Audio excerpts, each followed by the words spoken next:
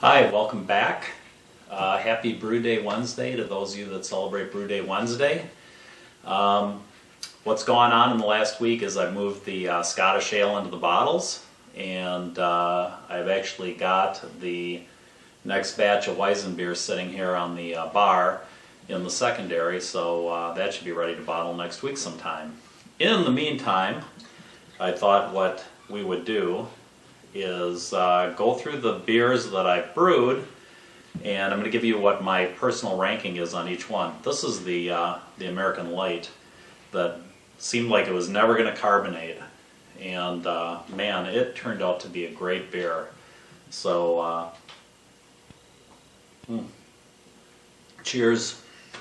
All right, let's go through the rankings of how I feel about the beers that I brewed. Now remember, some have been brewed numerous times, like the Weizenbier and the Scottish Ale. So I've got basically 9 separate types of beer that I've brewed, and I thought I'd rank them 1 through 9. So anyway, number 1, not a surprise, Weizenbier.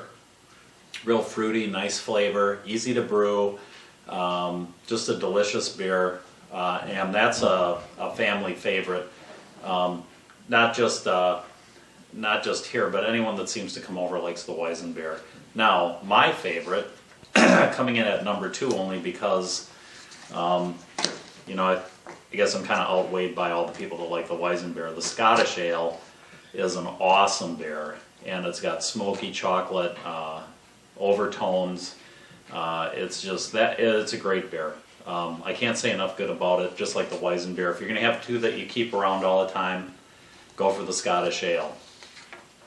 Number 3. The American Light. Not American Light with apricot, but American Light. Man, that has turned out to be a great beer. And, you know, it's got a light body, a great flavor. It's very much like an American beer. You know, like I would say maybe in the lines of a High Life, a Miller High Life, but better. Number 4, wit beer. This was the one that was made with orange peel and coriander. It's got a really nice mouthfeel. It has a wonderful aftertaste. It's really good. It's kind of hard to pick between American Light and wit beer, which one that are my favorite. But the wit beer is definitely another one that wouldn't be bad to have hanging around. The Hefeweizen. It's a lot like the Weizenbier. I would say that I don't like it as much as the Weizenbier, but it's definitely got the same sort of fruitiness to it. It's got a great aftertaste. It's got a good body. Everything that you're looking for in an ale is there. I didn't rank it right under the Weizenbier because I just think there's some other ones that I'd rather have around as opposed to making the Hefeweizen again, but still a great beer. Number 6, Blonde Ale. I still have a little of that around. It was one of the first batches of beer that I brewed. It's just very nondescript, so I don't know that it's something I'd brew again. It doesn't really stand out as a beer when you compare it to some of the other ones, so that's what gave it its number 6 ranking. It's just a little lower on the scale on the beers that I make. It's not a bad beer. If I remember right, it's pretty easy to brew, but I'm always looking for something that has a nice aftertaste, and this one is just, it's a very clean aftertaste, so if you don't want a beer that has a strong aftertaste, it's certainly a good beer to grab onto, but for me, it's down on the lower end. Okay, coming in at number 7, Light Ale, for some of the same reasons as the Blonde Ale. They're both very similar, so there isn't much more to be said. It's not one that I would probably brew again, again, just because it's very nondescript in its flavor. It's a good beer, just, you know, rather nondescript. Number 8, Belgian Pale Ale. This beer, if you remember right, I said it has kind of a bitter mouthfeel to it.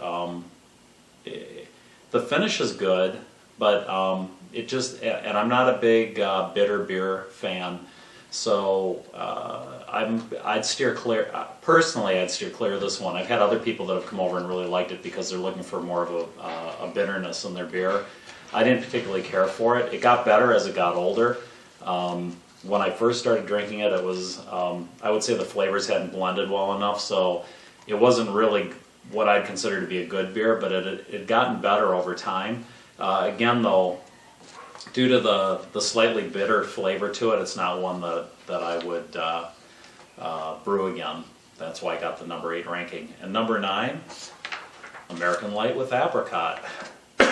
This one is just, I don't know if it's because I had a cold when I brewed it, or what the deal is, but I don't think anyone here has particularly enjoyed the apricot flavor. It might have been different had it been strawberry, I'm not sure.